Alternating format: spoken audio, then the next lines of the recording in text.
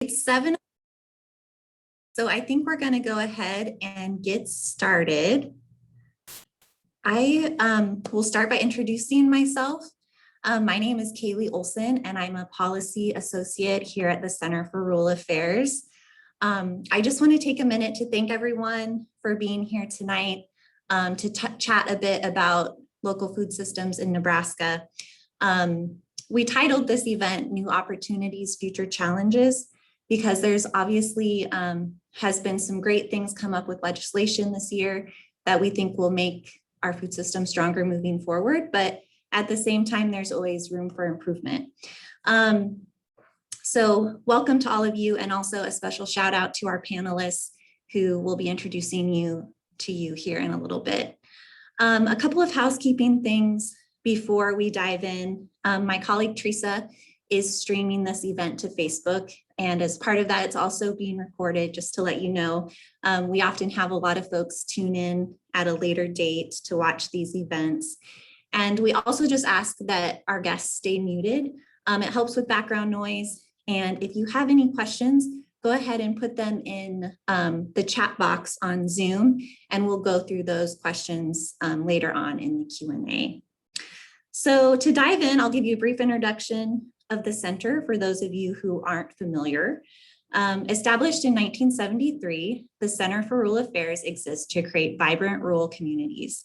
We do this through small business training and lending, working with communities, farmers and ranchers, and policy change.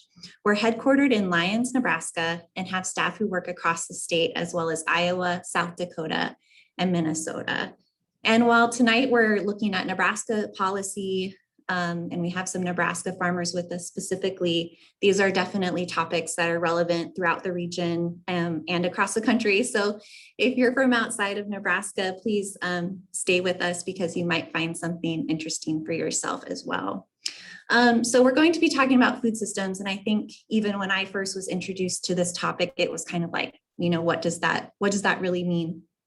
So I'm going to pass the baton over to my colleague Trenton to introduce himself and talk a little bit about what we mean when we use the phrase food systems.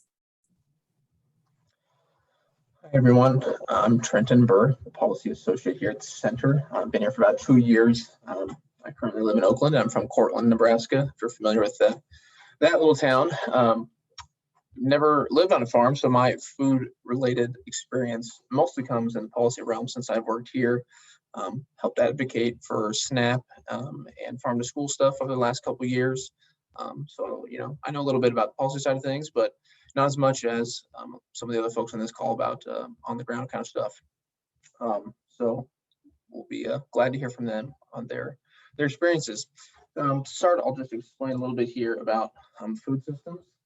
I wish there was a simple, easy definition, but maybe I'll just describe it as the process by which food goes from a raw product to an edible item on your plate.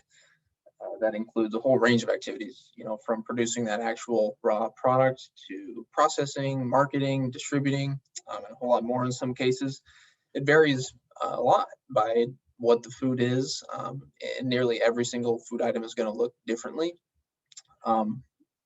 The panels tonight actually represent kind of a number of different spaces on that food system chain, and so it's good to think of it in that way, as each person and each you know, business in the process kind of plays a different role within that food system. We'll also probably use the term local food system. You maybe have heard that before too. It's not necessarily different from food systems conceptually or anything. It really just refines it to a smaller geographic area. As you probably know, most food are on a international, national, or regional type of scale when it comes to moving them around and getting them to final consumers. But local foods try to stay in the same area from where they're, you know, in the field or produced all the way to when they go to the customer's plate. So, you know, that's kind of the goal. And we, you know, the center and others see a lot of positives in that. You know, COVID was kind of eye-opening for some. You know, if we go to kind of the meat processing space for a moment, you know, when those packing plants closed down, you know, a little over a year ago now, and meat was basically gone from the shelves in many places around the country, and the prices, you know, flew up. It kind of was demonstrated how a really large, massive infrastructure type system can have problems if part of it goes down.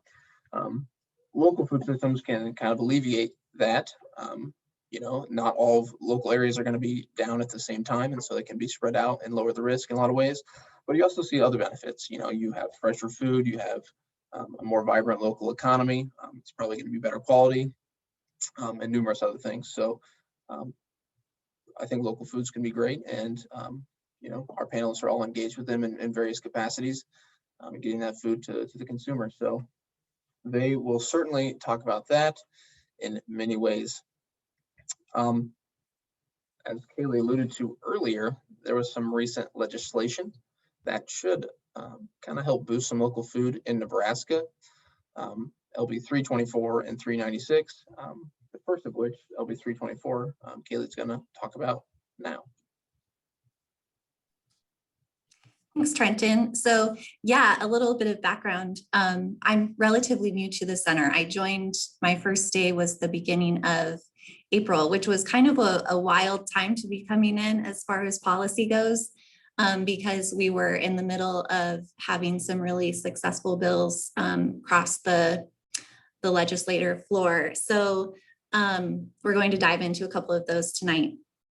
Legislative Bill 324 was introduced by Senator Tom Bernt at this year's legislative session in March, written largely in response to the detrimental impacts of the pandemic on our nation's largest meat packing plants, similar to what Trenton mentioned. The bill called for changes to state meat processing rules that better equip our local farmers and processors to feed their communities. The bill proposed two main changes: create the Independent Processor Assistance Program and revise the rules that govern sales from farmer to consumer. So first, I just want to take a second to talk about the Independent Processor Assistance Program a bit more. This grant program is essentially designed to help small meat processors, like those that reside in our small towns, grow. To qualify, processors must have fewer than 25 employees and less than $2.5 million in sales revenue. The grant money can be used for tangible improvements such as utility upgrades, equipment, and building rentals, as well as costs associated with increased inspections and educational and workforce training. And I think it's helpful to just point out too that when we use the word processors, we're often talking about like our local butcher. For Trenton and I, it's like our butcher in Oakland, or my family has used one in Howells and Snyder. So it's those little guys that we're talking about that hopefully can take advantage of this grant program. The second portion of this bill will make it easier for farmers to sell directly to consumers by allowing consumers to buy smaller animal shares than was previously allowed. To clarify, animal shares are the amount of an animal purchased by the consumer directly from the farmer prior to processing, and that's kind of a key part of this bill. The size of the share is agreed upon by both parties, and the consumer pays for the processing of their share. Because this is for custom exempt processing only, the meat from the share can only be used by the owner of the share. And that's in contrast to USDA inspected meat that we're used to seeing sold in stores post-processing. While before a customer could buy a half or a quarter of an animal, this would allow folks to buy just the amount of meat they want or need from their farmer. So essentially it's allowing our farmers to,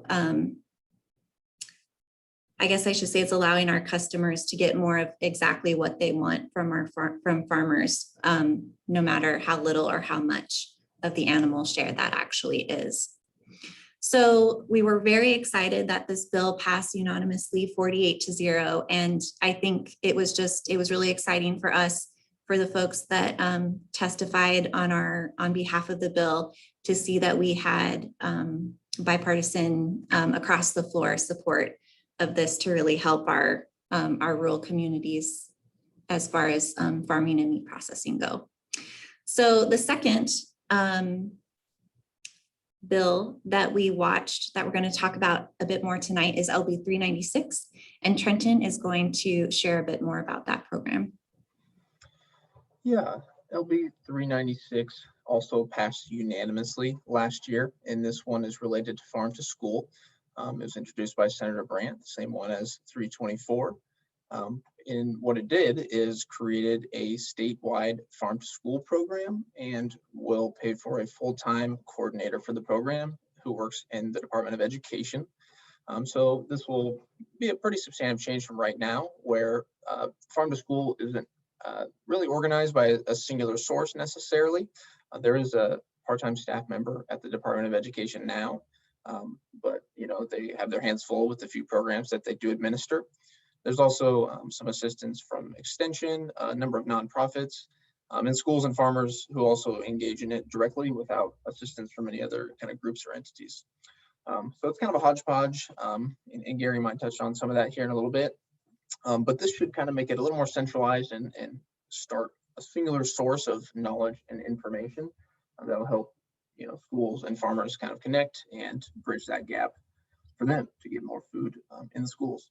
I should note that the legislation is in no means like a mandate or even a regulation on farm to school in any fashion. I would think of it more as a service for the farms and schools who are interested in engaging with that kind of program. And why is it local food related? Well, clearly because not only will the schools get fresher, better food, but also local farmers and ranchers will get a new customer base, and a pretty large one at that in some cases. So it can be a big boon. So we're really supportive of that legislation. Our first guest speaker tonight will have Gary Fehr introduce himself here in a second. Hopefully I said your last name right, Gary. Gary operates Green School Farms out of Raymond, Nebraska, I believe. And he does a lot of things with farm to school, and does a number of other things with his farm there related to kind of direct to consumer type of farming. So Gary, do you just want to introduce yourself? Tell us a bit about your farm and what you do with local food kind of stuff. Yeah, thanks, Trenton, and I'm happy to be here tonight. Thank you guys for inviting me. So as Trenton said, my name's Gary Fehr, and that is pronounced correctly. And the name of my farm is Green School Farms. And the reason I chose that name specifically was because I've had kind of an ongoing interest in farm to school, kind of from the beginning of when I got involved in growing as a producer. I don't have an ag background growing up, and so for most of my life I was actually a software engineer, just working at a desk job.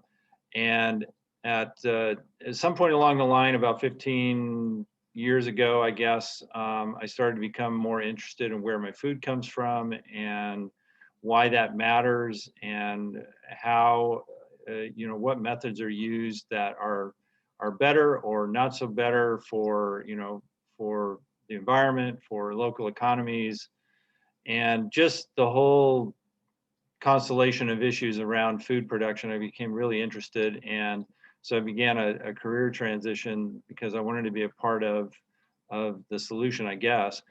And so I started to get involved in local food organizations and meeting farmers and helping out on farms, just kind of trying it out, see if that was something I wanted to do. And then I guess you call it interned, 40-year-old person interning on a farm. But I interned for a season on an organic vegetable farm near Raymond, and decided it was something I really did want to try. So this is now my 7th growing season, and pretty much from the beginning, I got acquainted with some, I attended some farm to school seminars and webinars and summits and what have you, and became really interested and convinced about the need to get fresh local food into our schools, not only as a way of helping local economies, but also just for the health of the kids, and to help educate the kids as to why it's important to know where their food comes from. And I think that creates a lot of benefits not only for the kids, but for the schools and certainly for the farms that can now have access to some new markets. And there's a statistic been floating around that Nebraska schools import 90% of their food from outside the state. And that's kind of a striking number. And given that Nebraska's bread and butter is agriculture, and I just find that ironic. And so I think we need to do better. And I think LB 396 that Trenton was describing is going to be a big help in this. And I think we're seeing just some movement in just some grassroots movement and just interest in schools working with farms and farms working with schools to, I guess, make that happen. So that's my role here, and I just happy to be here.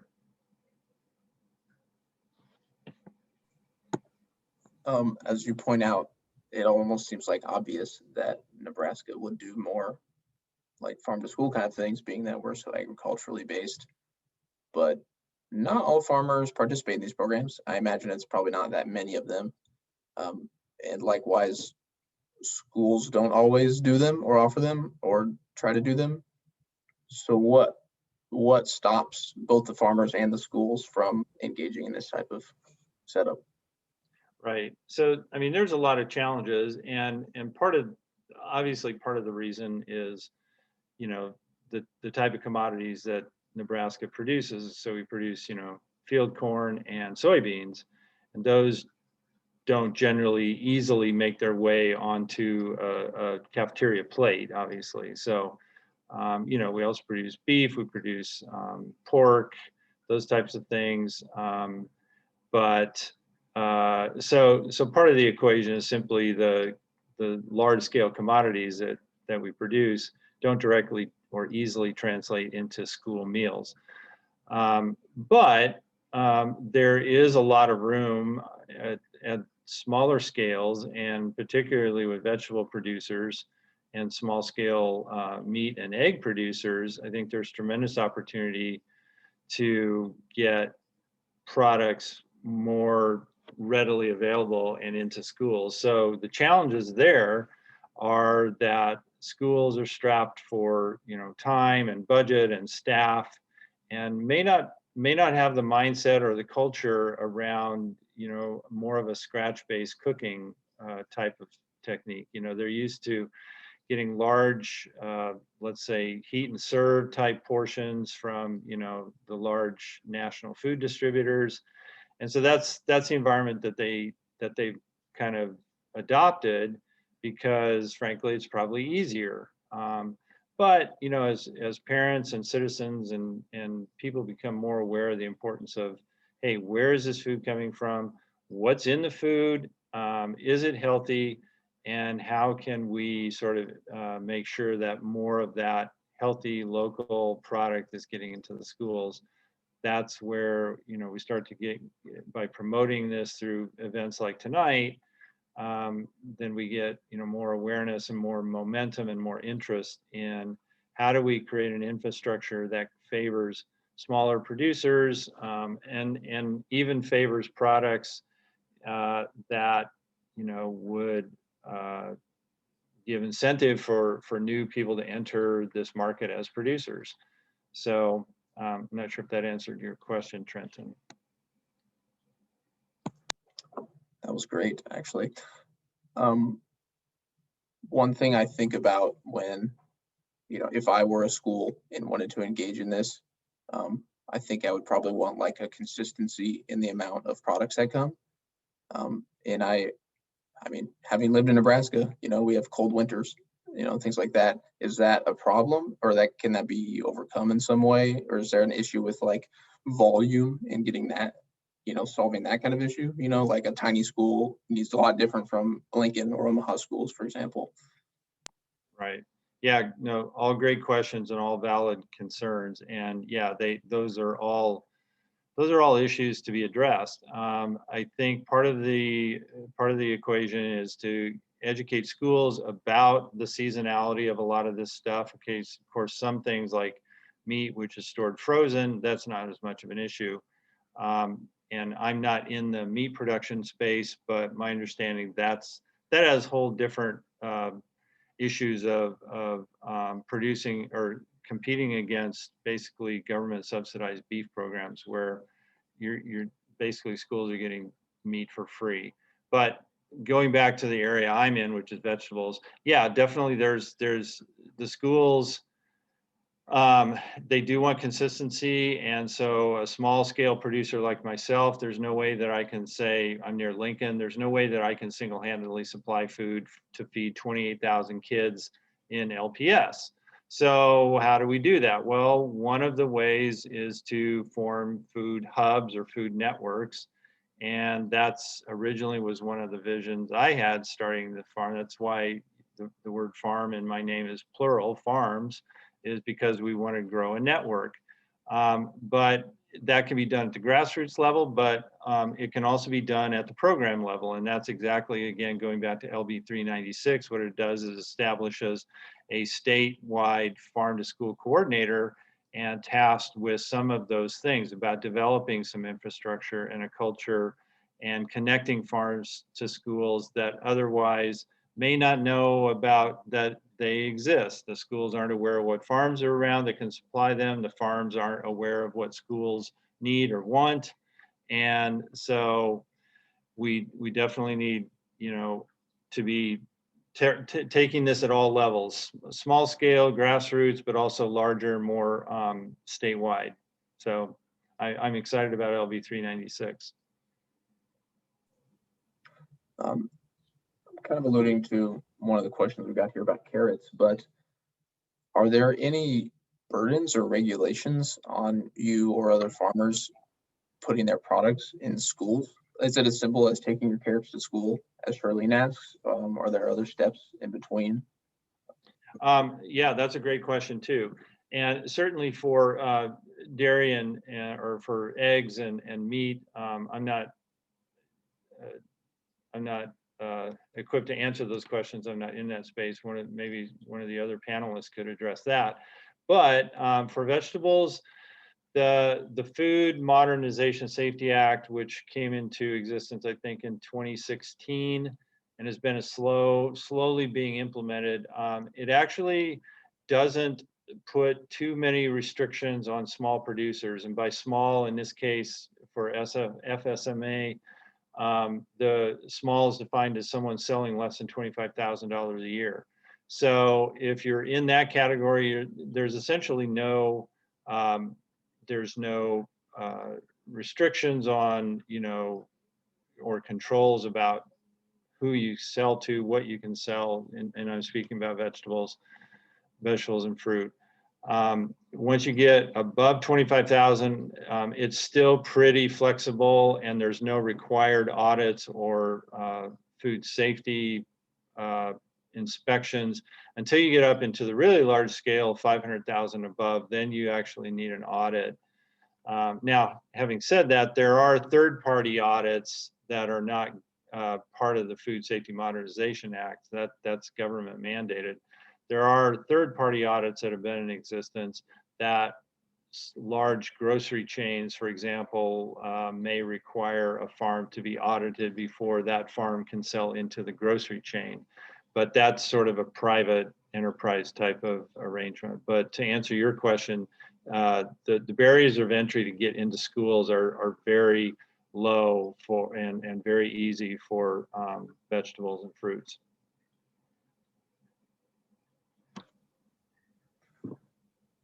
Another viewer asks what products you put in the schools and like how much you actually do with them. Yeah, so I classify myself as a pretty small scale producer in the grand scheme of things.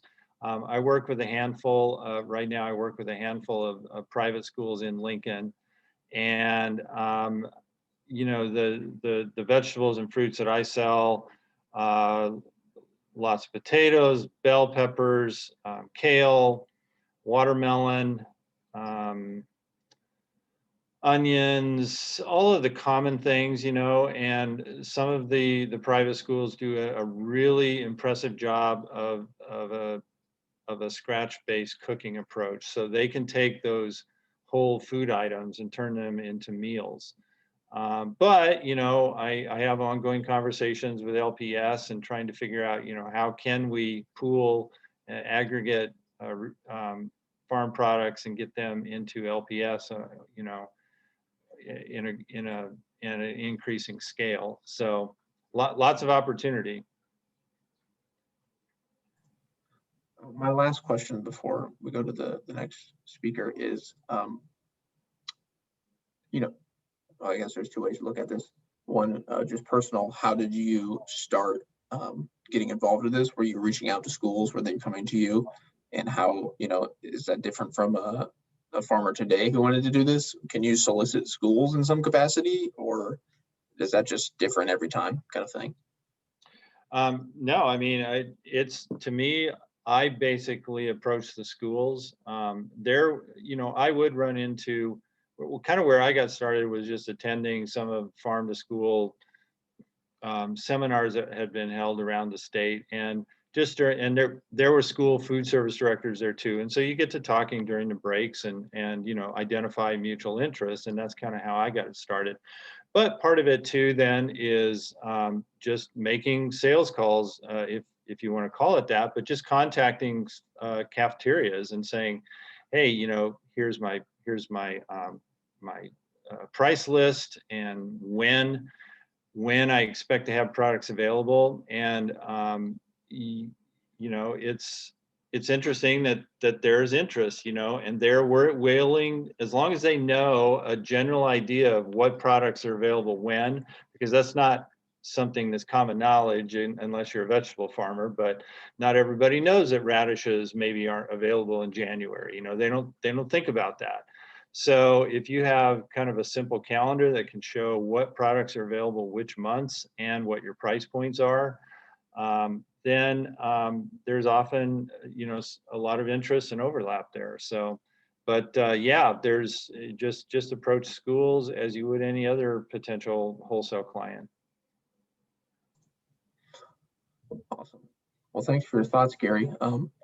We'll keep you around. We have a little question segment at the end, and we'll see if any new ones come in, or maybe ask some more general questions too. So thanks. Yeah, absolutely.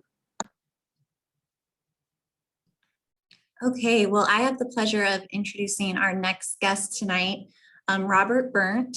Robert runs Clear Creek Organic Farms near Spalding, Nebraska, where he and his family manage a diversified operation selling pork, beef, dairy products, vegetables, and more. In addition to selling locally produced food, the Bernts also manage an on-farm certified kitchen and separate cheese and meat processing facilities. So thank you for being here, Robert. And I think I could probably spend a whole day chatting with you about all of the different things that you folks do there on your farm. But I'm wondering if tonight you can focus a little bit more on your thoughts on meat processing, your facility, and kind of what types of things led up to your family making the decision to add this value-added service to your operation. Well, hello. Thank you for inviting me. Can you hear me?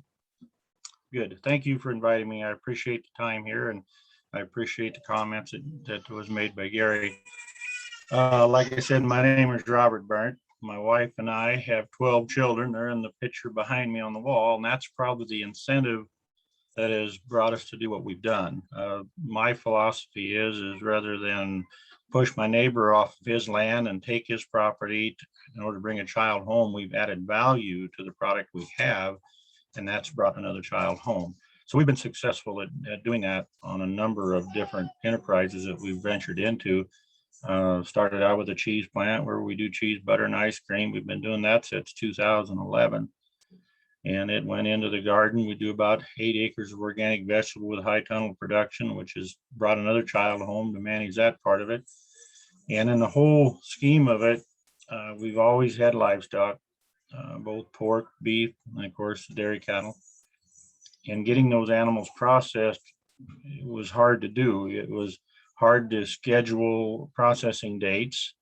I'm a firm believer in the Meat Animal Research Center's research, where an animal's best possible product is achieved by killing it and processing it in its own environment and not moving it, handling it, and wrestling it up. So we started looking more into that aspect, because it's really important when we're looking at doing the things we're doing for us to find a niche, find something that no one else is doing. And I don't want to say competitors, but the large facilities are not willing to do.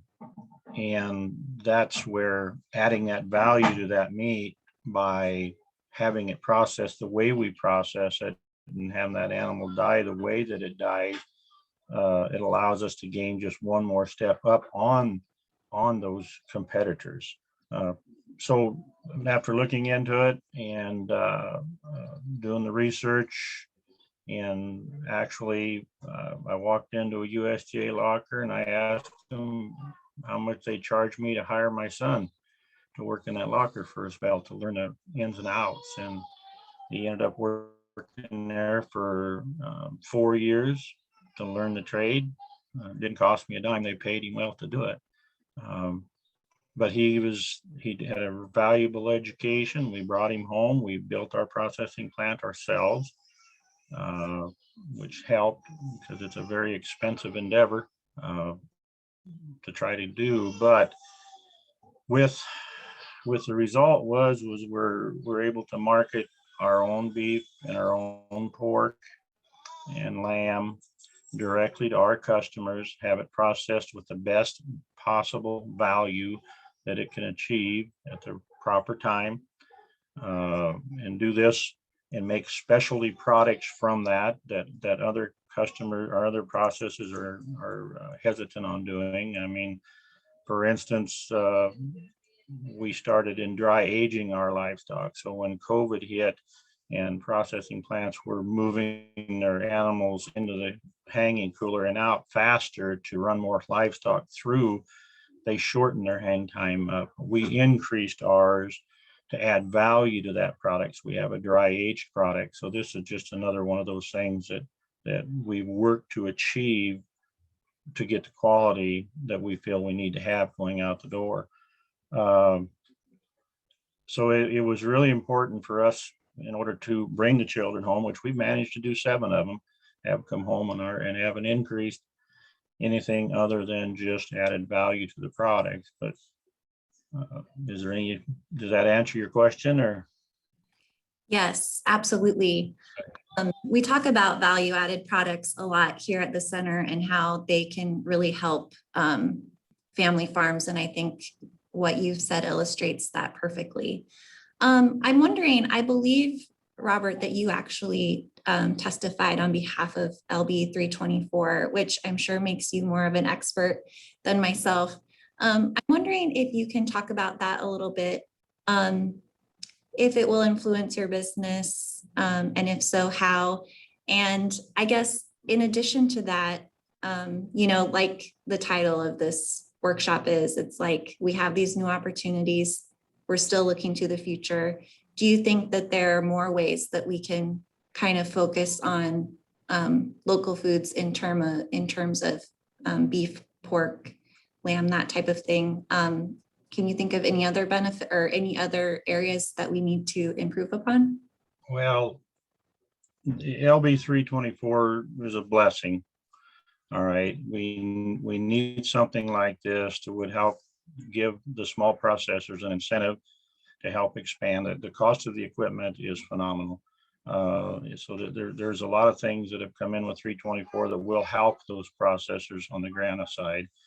On the point where we're able to market directly to individuals and allow them to choose and pick how much of that animal they want or what, that's a very important part to access the more urban communities that don't have the free space, that don't have large families. That was an issue we seen through the COVID was they were buying freezers. They were buying whole animals, halves, quarters, and whole animals, stocking them in those freezers they just bought. And now we're seeing the results of that in the processing industry because these people have pretty well stockpiled their needs. And now that is an issue. The individuals like myself that have been direct marketing meat for the last 12 years, we're seeing some harsh times right now because the market was over inundated with growers that the packers were not buying and purchasing their livestock. So they started into the direct sale thing, which we've been doing and have for years. And it was neat for them, and they took advantage of it while the going was good, and then they ran. Actually, we processed, I would say, for maybe a dozen different producers that had never sold direct to a customer before in their life. And as a result, we tried to make sure that there was as good a possible of an experience with that product, because they were going to consumers that had never had purchased animals that way before. So we tried to help them establish a really good relationship. Well, it was just like I was afraid those producers, when the packer says, hey, I'm ready to start buying again, that's where they went because it was easier. Not a one of those are processing and selling direct. So there's a huge opportunity there right now. And LB 324 is going to help with this, because these people have for the first time experienced what a really good steak or a really good piece of hamburger tastes like. And the first thing they'll tell you is, my gosh, I didn't know that it tasted that way, especially if they experience a good dry aged steak. And now they've got a void there that they're going to need to fill once their freezer is empty. So there's going to be some opportunity there that we need to be prepared to take advantage of. And I encourage anyone that's out there to take note to this, because it's going to be big. Like I said, we were processing, at times we reached 17 head of hogs a day for people that were unable to market those products to packers that were going to direct sale customers. And they're not there now because, like I said, it's easier for them to go. Now, as far as any changes, I really think we could focus on building that relationship, and we need help doing that.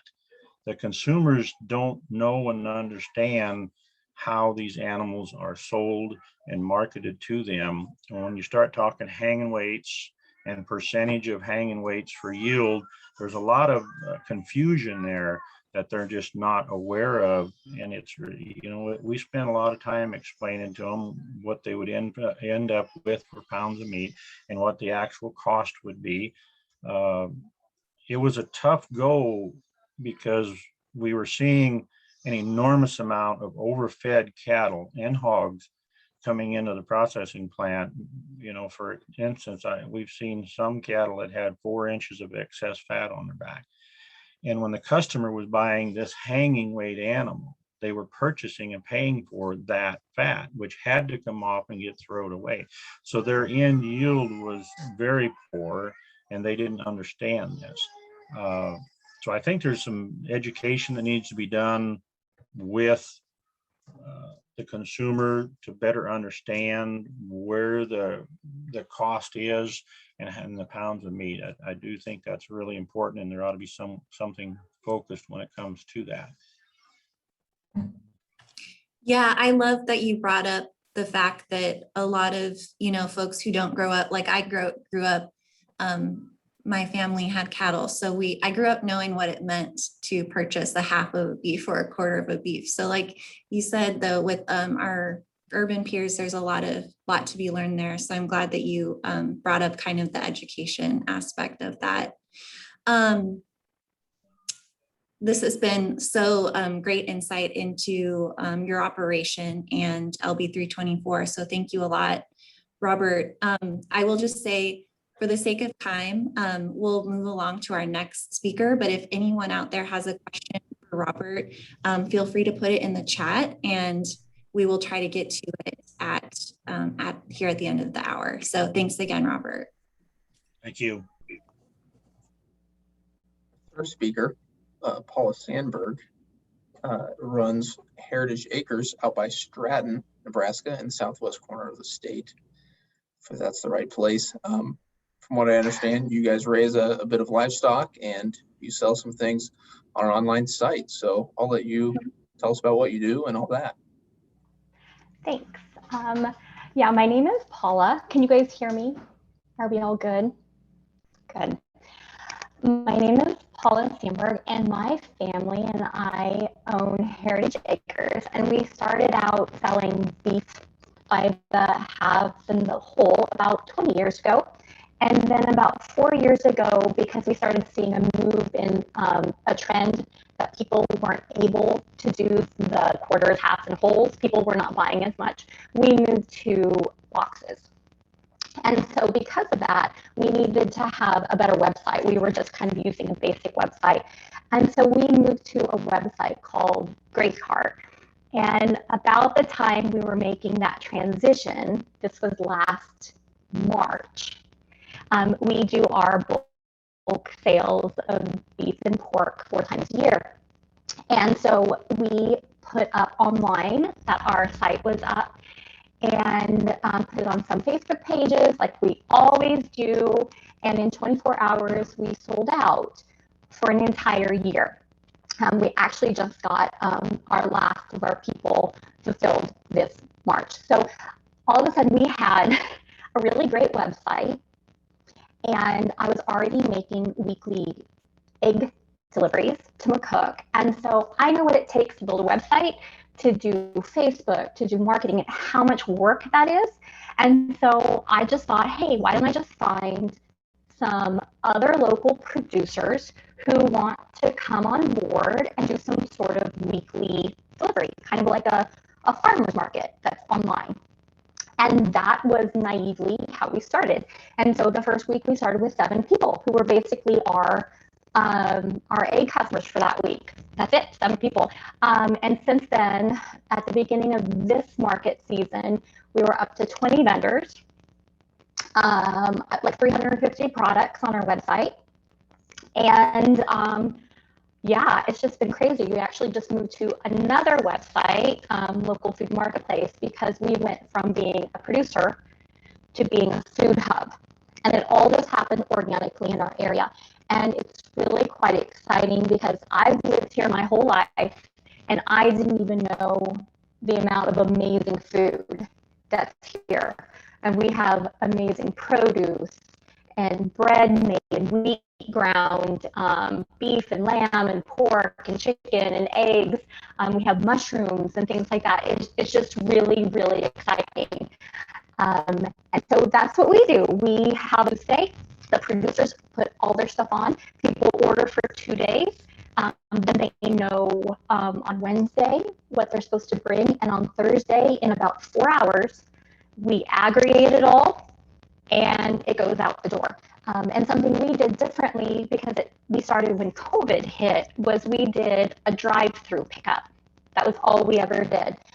And so with masks and gloves and all the precautions, we were able to get local food, beef and things like that people were having a really hard time finding, and we could get it to them without them having to go to the grocery store. We had some people who, were they couldn't get sick, they could not get COVID. And so sometimes we would meet anybody wherever they were. If they wanted us to put it on the ground somewhere and walk away, we would do that.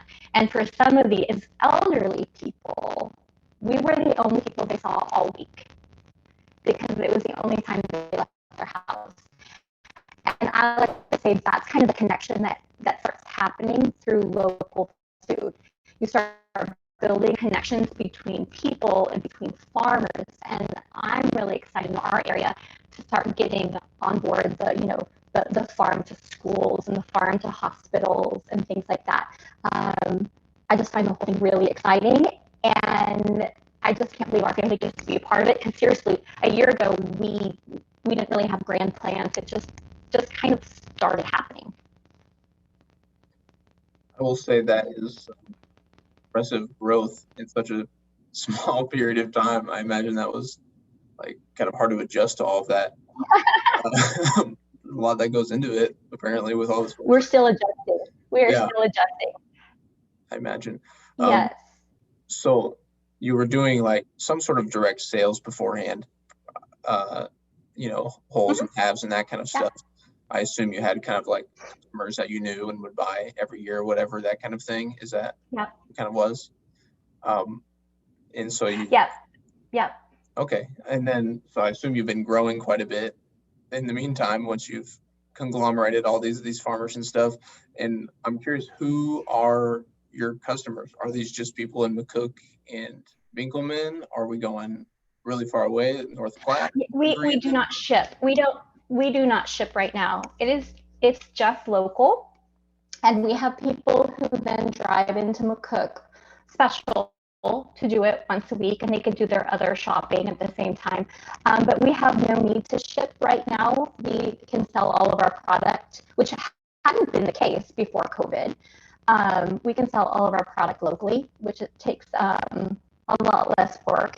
But we would like to be able to ship. I would like to be able to ship a little bit further out. We're rural. We're way out here. So, just for me personally, to get to McCook is about 45 minutes. So it's not just right out my door. And we're not the furthest producers. We have some producers that are about an hour and a half, an hour 45, that bring product to us. But it works because we can do all the marketing and have the web presence and do the kind of busy work. And so they can then go and do what they do best, which is raise really amazing food. There's a big leap between creating food, marketing food, and getting a product to a consumer. That's a huge leap. It takes a lot of time. The learning curve is really hard. And so our little, I guess I'll call it a food hub, kind of take that middle ground so that these sometimes really small producers can find that little niche, their little niche consumers for their product. Yeah, I was about to ask actually, like, why wouldn't a farmer or a rancher engage with you or start their own kind of thing like this? I mean, it seems like so obvious in a way that you could just gain larger value-added revenue. But is it just like those barriers that you're kind of referring to are so high in some cases that like it's just not worth it? Or what do you think? Are you saying why don't more producers direct market? Is that what you're asking? Yeah, basically, I think, yeah. Yeah. Oh, it's just number one, you don't really know what you're supposed to be doing. There's no checklist out there to tell you all the things you need to do. Number two, it is a lot of work. And especially past the point of selling to your friends and neighbors, that jump starts taking up a lot of your time. Dealing with customers and keeping the website going. Are you just doing it 4 times a year? Are you doing it every week? Just logistics starts getting to be, doing it 4 times a year is one thing, because it's just 1 or 2 days involved. Doing it every week, that's at least 2 days a week that you're doing stuff, direct marketing, and that's time. So I like what we do because we don't have to have a farmer bring all their produce to a farmer's market, sit there for 4 or 5 hours, maybe sell all their stuff, maybe some of their stuff they're going to have to throw out because they didn't sell it. In our situation, it's all pre-sold. They don't have waste. They don't have wasted time. They're still making the connection with the consumer because number one, we talk a lot about our consumers, and number two, all of their information is on our website, and we like to encourage our consumers to reach out to that producer and learn about exactly what they do, because with local food, you can do that. You can actually know where it's grown, who is growing it, what their philosophy on growing food is, and you can go visit. And I think that builds a connection between, farm to table that is very powerful and lasting. It's not about the cheapest. It's that connection that's made. Yeah. So how, you've gained a lot of new customers and expanded, I guess, your reach, it seems. Are you guys marketing actively, or is this word of mouth? How does one come to you? Right now, because we just celebrated our 1 year birthday, is what I call it.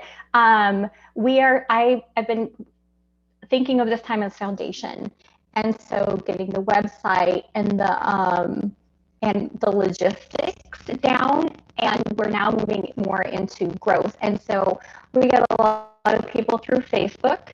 We get our number one is word of mouth. We do a lot of handouts and asking people to, hand out this brochure to a friend. Would you please hang up this poster at your workplace and one other location? We hand out carrots. We call them the gateway vegetable because it tastes so much different and beautiful with the top on and all of that. And so we give them a couple carrots, and we heard stories of them going that they walked across their street, to give carrots to their neighbors. And of course, it has a business card on it. We're going to have flyers and some banners and things like that. But yeah, it's not like, it's not like TV ads or anything. It's a very guerrilla type of advertising, because not everybody is going to buy from us. We have a very specific type of consumer who, we had to do a business plan because we were in a business competition, and it was so good to learn about who our target market is. I think as people, we want to think, oh, everybody wants to buy our product. It's so great. But really, you do need to know what your target market is so that you're not blanket marketing. We know that our people are mostly women. They're mostly professional women. They're a 2-income family. They care about their children a lot. I mean, they're really involved in their schools. And they like healthy food. They're health conscious. And those are the people that we actively seek out. Have you considered moving, not away from, but maybe adding on top of individuals, like stores or restaurants, any businesses kind of thing, or what would put you in the way from doing that? So we already do work with some local businesses. We work with Fehr. They do bread and other pastries, and they get their flour from Juanita flour mill here. That's one of the big things, is we want to support locals that do stuff with locals. And then we're in the process of doing a pre-made meal plan. What used to be called Takeout Tuesday, I think. Something that'll have to be Takeout Thursday, but where we meet up with a different location, a different store, and we could take pre-orders for them. And that's a boon for these local restaurants also. I'm just so new to it, and I think the idea of a drive-through market and an online farmers market is kind of different than a food co-op in some ways. And so I don't think anybody's really thought what the end product could be, because we're still morphing, we're still learning, we're still growing. And I think that's what's wonderful about it, is it can be very organic because we don't have a certain structure we have to follow.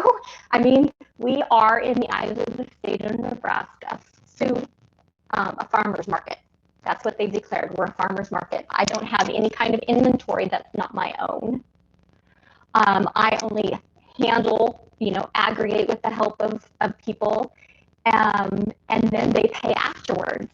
And so that opens the door for us to do all sorts of wonderful things in our community and be able to support these micro businesses. That it's just, the barrier is too much. There's really great things going on in Southwest Nebraska with local food. Talk about incubators, and we're having farm tours and some farm to table this fall. Hopefully getting a food council going with you guys at some point.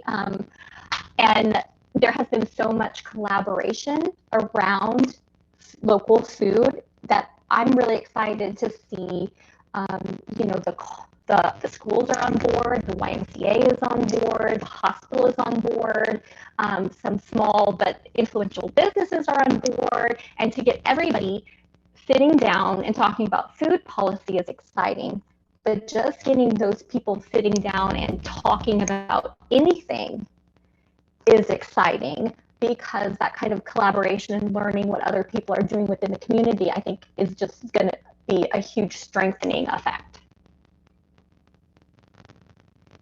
Well, we have one more question for you now from the audience. And I would encourage any audience members, if they have more general questions, the speakers, to put those in now. And we'll ask those after this. Or I've got one that I can ask too, but the last one here, maybe you saw it. Clyde is just wondering how you guys actually ship your products. Do you have a truck that you own and do it that way, like community ownership, or customers picking up to an extent? You kind of touched on this earlier, but maybe reiterate. Okay, so how do producers get their items to us? They bring them. They bring them to us. They have their own coolers or their other methods. It's their product. It's like a farmer's market. So they're in charge of getting it to us. We do have a couple little hubs that people bring stuff to, and then those people bring it to us. At the location, we have containers that we keep food in cold for people. We just got livery boxes. They're from OtterBox, and they keep stuff cold for a very long time. And the ability to have different sections within a box custom done. And so we use those so we can organize people's things, put them in there, and then it stays really cold the whole time. It's not sitting out. And also we don't have to do it at last minute. So it's a very fast process. And moving then into, we'd like to do local pickup, and then we'd like to do home delivery within McCook by the end of the year. And then are they asking about shipping? Do you think they're asking about shipping? They also asked how you would get the product to then the final customer, but I think you said you don't do shipping, so. No, people pick it up. Like you would go to Walmart pickup. Basically, it's kind of the same thing. You have a certain length of time you could be there. You come, you let us know you're there. We get your stuff out of your box, double check everything, bring it out to you, and we put it in your car. And something that we've also done in the last month or two is that we don't package it for people. We just leave it loose, because I think a lot of us have been appalled at the amount of food packaging now that we're starting to get stuff at home. I mean, I think it's obscene. And people have really liked that, because all they do is take the box or the bag, take it home and throw it away. You know, it's such a waste. And that also keeps our costs down too. And so but we do not ship right now. When we did ship, we only did ground one day, which for us is North Platte to Denver. But we are going to look into getting more livery boxes that are shipping boxes that can be shipped and then shipped back, a reusable shipping box. They can keep frozen stuff for, I think, 4 to 5 days, because shipping has not been very predictable in the last year. Even 1 day shipping, I just find it to be too risky. So we definitely don't do it. We don't have a need to do it right now anyway. Awesome. They're going after you now, Gary. They want to know how you get your products to schools. Yep, I'm just a solo operator, so I just drive it. Short answer. Trenton, I have one last question I'd like all 3 panelists to answer, if that's okay. I'm wondering if in a single sentence, or 2 or 3, here at the center, we work with beginning farmers a lot. And I was wondering if each of you could give, if you could only give one piece of advice to a beginning farmer who's interested in doing something similar to what you do, what would that piece of advice be?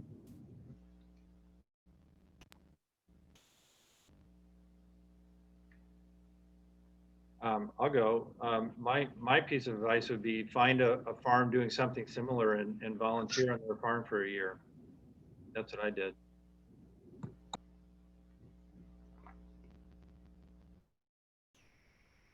And I would suggest, like he did, that you would find someone who's already and ask them a lot of questions. You know, I think we're all just pretty nice people, and we like to see other people succeed. And we know that there is more demand than supply, and so we're all for other people going out there and succeeding. So just reach out to someone, and they can tell you the thousands of mistakes they made to get to where they are right now. That was way than one sentence. I'm sorry. No problem. And as far as I'm concerned, it's research, research, research, research. And there's a lot of people out there that have experienced what they're wanting to do. Reach out to them, communicate with them, get their input. Fantastic. Thank you for sharing. Justin asked a question for Paula. He wants to know about your website and whether it was difficult to create.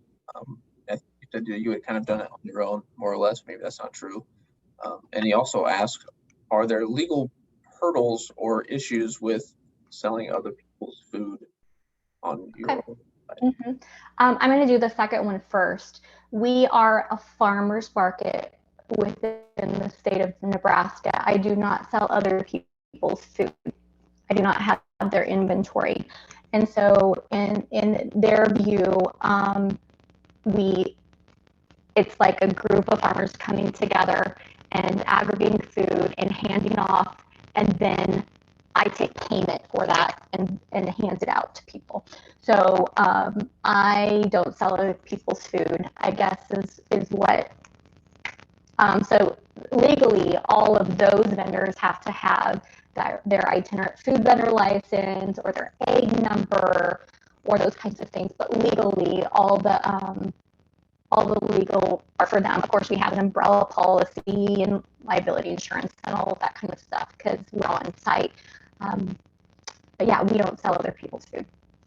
Yeah. And so then the first thing is our website. We started out with BigCommerce, which is not for selling food. And it worked okay, but I had to go in and change. We couldn't bundle things. So, you know, you have a box of beef and you have a quarter of beef and a half of beef and a whole beef, and I would have to go in and change all those quantities. There was no way to do it. We moved to Graze Cart, which is very similar to Barn to Door. There's good and bad things about each one, and you would just have to find out. Those are both really good products because your web design, it's a very easy web designer built in. You can have a really pretty website pretty quickly, but those are for like a single producer who produces multiple things and maybe one or two other vendors. It's not set up to have a lot of vendors or any vendors actually. We moved to local food marketplace. They are for food hubs and food co-ops. The food co-ops in our area, that's what they've been using for a while. Just because of the complexity of products that we have and the number of vendors that we have, we just needed to move to a more robust system. And was it difficult to create? It was difficult to move. Yes, it was. But starting from the ground up, let's say you have 30 products, you know, it's going to take you some time, but no, it's not. I don't think it's horrible. On a related note, maybe for all of you here, do you use social media to market or do anything with your products? To what extent, et cetera? Have you found that successful?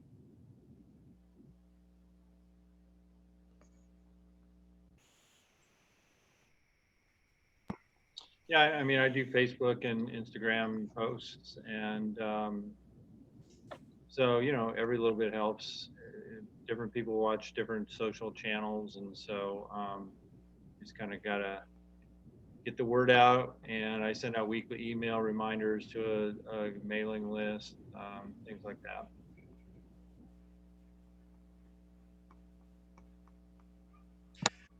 Yeah, with us here at Clear Creek, we have a recreational side that we use social media on more than on the marketing of our beef and our pork and our vegetables and the cheese. I don't know if you can hear me or not. I think I'm all right. But yeah, we we use it substantially on the recreation where we do tanking on the Cedar River and we do hog roast for family events. We're running social media almost continually with that throughout the summer. Yes, we use social media. We do Facebook and Instagram. I would say it's more for name recognition than anything. Like I said before, we get most of our business from loyal customers and referrals, but we use it just to let more people know about us, maybe get some buzz going for some things. And a newsletter, the newsletter is probably our most powerful tool that we use. Well, I'll just have maybe one wrap-up question here. That's all we've gotten from the audience from now. But my question is, so if we want to grow local food consumption, whether that's farm to school, whether that's direct to consumer, something else, any of that, what is one hurdle that you think is maybe the biggest, or one that you want to reiterate or highlight to doing that? Is it customer building? Is it operation costs, consumer education, connecting producers? You name it. Well, what's one thing you'd like to just really get out there?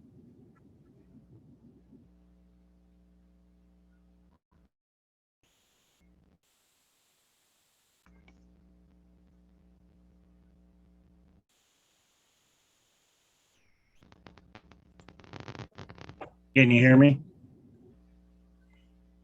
Yep. You can, Trent. With me, I think it's really sad that we're setting over some of the most productive land in this nation, and yet we're willing to ship product in for 2,000 miles. I think the hurdle there, we need to reach out and broaden the understanding and bridge the gap also. So we're shipping in vegetables from California, and California is undergoing a huge drought right now, taking a lot of water to try to produce what products they do produce. And we're sitting on top of the Ogallala Aquifer with enough water to produce enormous amounts of food, yet we're still shipping it in. We're bringing cattle in from South America and other parts of the world that are very, very insufficient cattle. And I can sit down here in Nebraska, being the #1 beef state in the nation, and eat a steak almost in any restaurant around that came out of South America.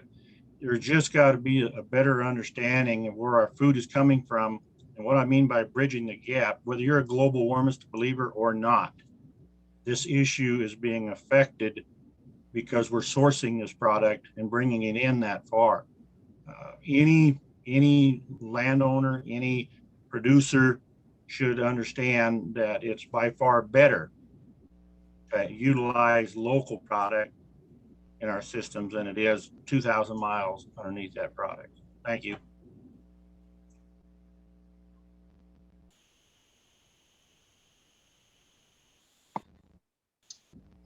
Yeah, I don't know. I mean, it's everything that Bob said is good. It just comes down to any business that's trying to build a customer base. How do you do that? And so it's building relationships one person at a time, building loyal customers one person at a time. I love growing vegetables. I'm not sure I'm an astute business person, or marketing person. So, it's something I struggle with, but you just keep chipping away. And I would have to say that I think the most important thing would be logistics, to make it convenient for all the people involved. People are used to conveniently getting food. They don't want to call an egg person and line up some beef or have half a beef in their freezer. They're just used to getting it often. But you also have to make it convenient for the farmer to get their product to the consumer. But you also need to make it convenient somehow for restaurants to do that. And you also need to somehow make it easier for schools to be able to do that. And that kind of logistic and infrastructure I don't know exists really well anywhere. I haven't seen it. Maybe there is. And if there is that system, to be able to share that with other people instead of all of these areas having to build their own system, it would be a lot easier to find a system and bring it in and work from that. Because I would have to say the other panelists, you taught yourself how to direct market, and you taught yourself how to build a website and do social media and all of that. Like, we're doing a farm to table in the fall. I've never done a farm to table. I've never done a farm tour before. It would be amazing if there was some sort of just even a checklist out there of what are the things that you need to look at before you do these kinds of things. So I would say logistics. I think logistics are what would be the best help for us to be able to do that, bring more local food to consumers. Wonderful. Well, thank you so much for all of the insight that all three of you provided us tonight. I know I knew I would leave this meeting feeling very inspired. So I hope that that's the case for everyone else on the call. I just wanted to, again, thank the panelists, thank everyone who joined us tonight. I know it's a busy time of year, but we sure appreciate the hour and 15 minutes that you've given to learn a little bit more about this topic. With that being said, we'll probably go ahead and wrap up the meeting for tonight. But if you have any follow-up questions at all for Trenton or I or one of our panelists, feel free to email me. My email is kaleo@cfra.org, and I will be in touch with you as quickly as I can to get those questions answered. So with that, thanks again, everyone who is here, and enjoy the rest of your evening.